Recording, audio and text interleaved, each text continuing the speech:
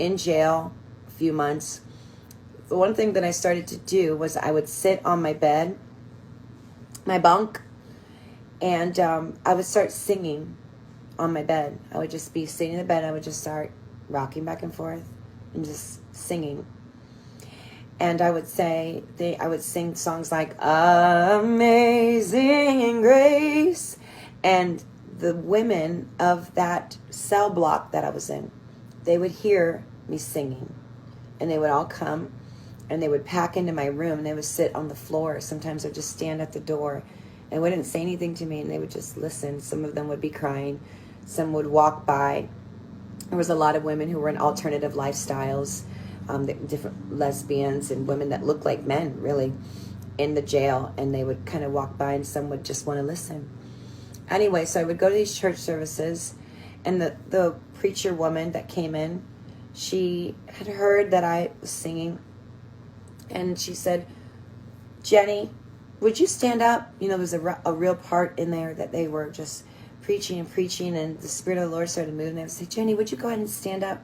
And would you begin to sing?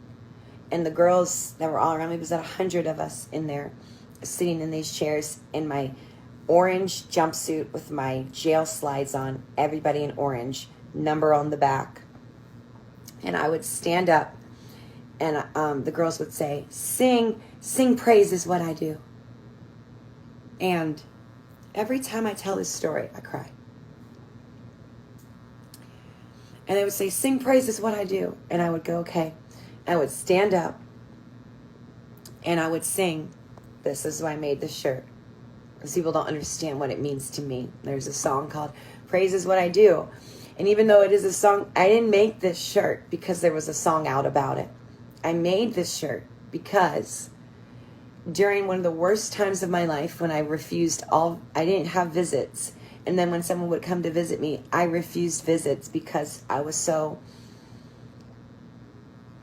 in such a low place. I didn't want people to see me. And so I would be in there without visits, alone. And waiting for the mail. And they would call the mail and they passed the mail out. And I'd be standing there waiting for a letter, wouldn't get a letter. I would go back to my bed and cry. So I know what it's like to be in a place of absolute desperation and just feeling alone. And I would stand up and I would begin to sing, praise is what I do. When I want to get close to you, I lift my hands in praise. Praise is who I am.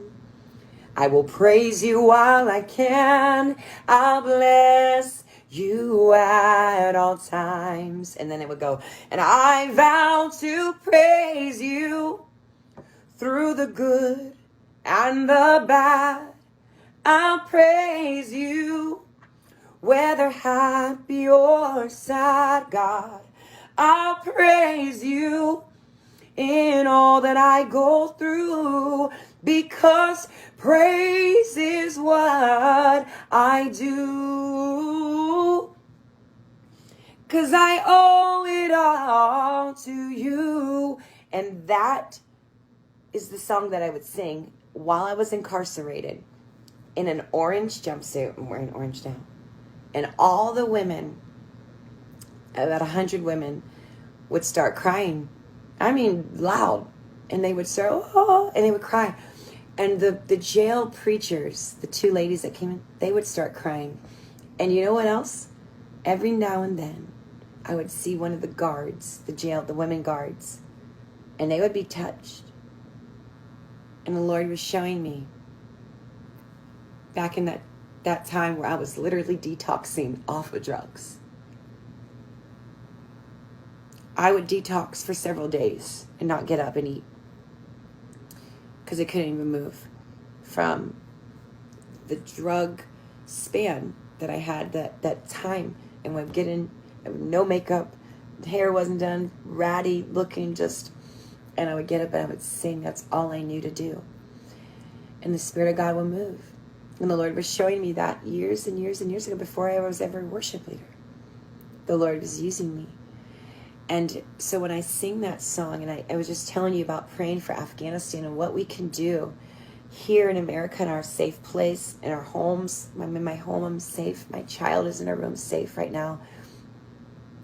Praise is what I do. So I wore this today because when I don't know what else to do, I cried today seeing those Afghanistan children